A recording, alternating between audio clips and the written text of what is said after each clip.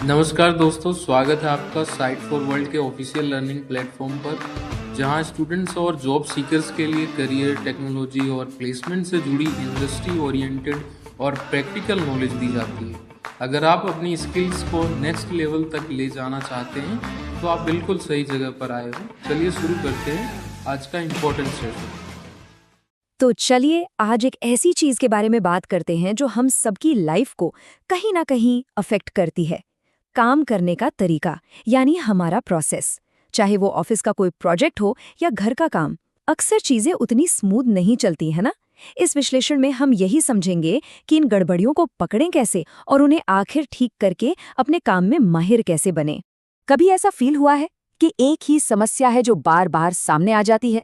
हर हफ्ते वही टेंशन, वही परेशानी। काफी फ्रस्ट्रेटिंग हो सकता है, सही?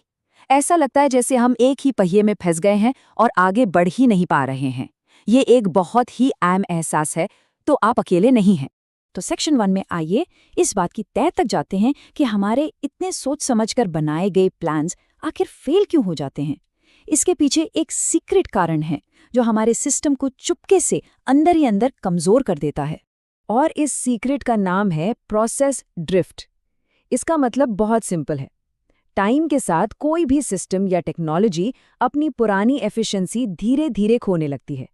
ये एक साइलेंट किलर जैसा है जो आपके वर्कफ्लो को कमजोर बना देता है, और हमें अक्सर इसका पता भी नहीं चलता। अब सवाल उठता है कि ये प्रोसेस ड्रिफ्ट होता क्यों है? इसके कई कारण हो सकते हैं। बिजनेस का बदलना, नए रूल्स का आना, टेक्नोलॉजी का एडवांस होना या टीम में लोगों का बदल जाना। ये सारी चीजें हमारे परफेक्ट प्रोसेस को उसके आदर्श रास्ते से थोड़ा भटका देती हैं। अब सेक्शन 2 में हम इस समस्या की बिल्कुल जड़ तक जाएंगे।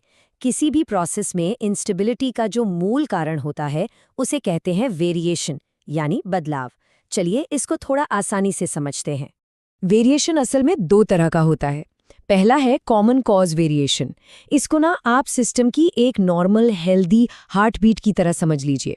थोड़ा ऊपर थोड़ा नीचे, पर प्रिडिक्टेबल है, ये नेचुरल है। दूसरा है स्पेशल कॉज वेरिएशन। ये एक अचानक आई समस्या की तरह है, जैसे दिल की धड़कन का अचानक से गड़बड़ा जाना। ये अनप्रिडिक्टेबल होता है और इस पर तुरंत ध्यान देना जरूरी होता है। इसलिए इन दोनों वेरिएशंस को ठीक से पहचानना एब्सोल्युटली क्रिटिकल है। अगर हमने कॉमन कॉज को स्पेशल कॉज समझ लिया तो हम बेवजह सिस्टम में छेड़छाड़ करते रहेंगे, और अगर एक असली स्पेशल कॉज को नजरअंदाज कर दिया तो आगे चलकर वही एक बड़ी समस्या बन सकती है। तो आखिर इन वेरिएशंस को हम देखें कैसे?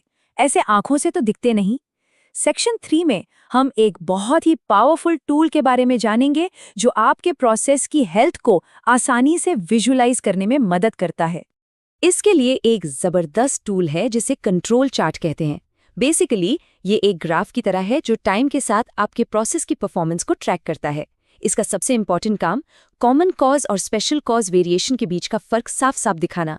समझो ये आपके प्रोसेस के लिए एक ईकेजी मशीन जैसा है। तो एक हेल्दी या स्टेबल प्रोसेस इस कंट्रोल चार्ट पर कैसा दिखता है? बिल्कुल सिंपल।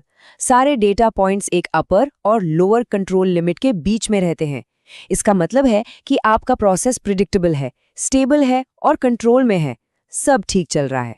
लेकिन जब स्पेशल कॉज वेरिएशन होता है तो चार्ट अलार्म बजाना शुरू कर देता है। कुछ खास पैटर्न्स दिखने लगते हैं, जैसे अगर कोई पॉइंट कंट्रोल लिमिट के बाहर चला जाए या लगातार 8 पॉइंट्स एवरेज लाइन के बस एक ही तरफ आ जाएं।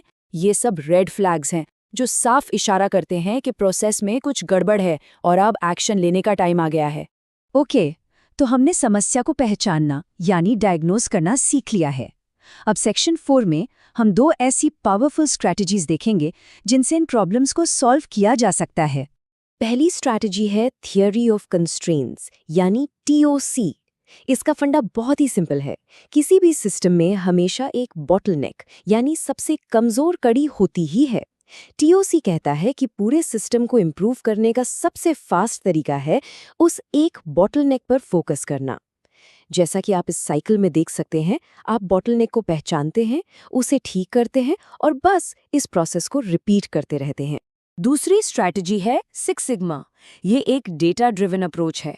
जहां टीओसी सबसे बड़ी रुकावट पर फोकस करता है, वहीं सिक्स सिग्मा का मकसद हर जगह से वेरिएशन और डिफेक्ट्स को कम करके प्रोसेस को लगभग परफेक्ट बनाना है। एक्चुअली ये दोनों स्ट्रैटेजीज एक साथ मिलकर बहुत अच्छा काम करती हैं। अब सेक्शन 5 में बात करते हैं फ्यूचर की। आज के दौर में टेक्नोलॉजी, खास करके ऑटोमेशन, इन सभी क्लासिक प्रिंसिपल्स को एक बिल्कुल नए लेवल पर ले जा रही है। आर्टिफिशियल इंटेलिजेंस यानी एआई अब वेरिएशंस का पता लगाने में सुपर ह्यूमन बन चुका है। एआई ऐसे छोटे छोटे पैटर्न्स को भी पहचान सकता है जो हमारी आंखों से अक्सर छूट जाते हैं। ये रियल टाइम में प्रोसेस को मॉनिटर कर सकता है और सबसे इम्पॉर्टेंट, प्रिडिक्टिव एनालिटिक्स से प्रॉब्लम्स होने से पहले ही उनके बारे में चेतावनी दे सकता है। और बात सिर्फ यहीं तक नहीं है। आज के मॉडर्न ऑटोमेशन प्लेटफॉर्म्स सिर्फ रिपीटेटिव काम नहीं करते, वो प्रोसेस एक्सेप्शंस यानी अचानक आने वाली रुकावटों को भी हैंडल कर सकते हैं। जब कुछ अनएक्सपेक्टेड होता है तो ये सिस्टम्स ऑटोमेटिकली अलर्ट्स भेजते हैं और सही लोगों तक बात पहुंचाते हैं। काफी स्मार्ट है ना? आखिरी सेक्शन में हम इन सभी टूल्स और स्ट्रैटेजीज से आगे बढ़कर एक माइंडसेट यानी एक सोच की बात करेंगे, क्योंकि टूल्स तभी काम आते हैं जब सोच सही हो। सबसे जरूरी बात यह है कि ये सारे कॉन्सेप्ट सिर्फ बड़ी फैक्ट्रीज या कंपनीज के लिए नहीं है। ये एक माइंडसेट है, एक सोचने का तरीका है जिससे आप किसी भी सिस्टम को बेहतर बना सकते हैं, चाहे वो आपके ऑफिस का प्रोजेक्ट मैनेजमेंट हो या आपकी डेली लाइफ को ऑर्गेनाइज करना हो। तो इस विश्लेषण को खत्म करने से पहले एक सवाल आपके लिए। जरा सोचिए, आपके रोज के काम में सबसे बड़ा बॉटलनेक या रुकावट क्या है? वो कौन सी एक चीज है जो आपको आगे बढ़ने से रोक रही है?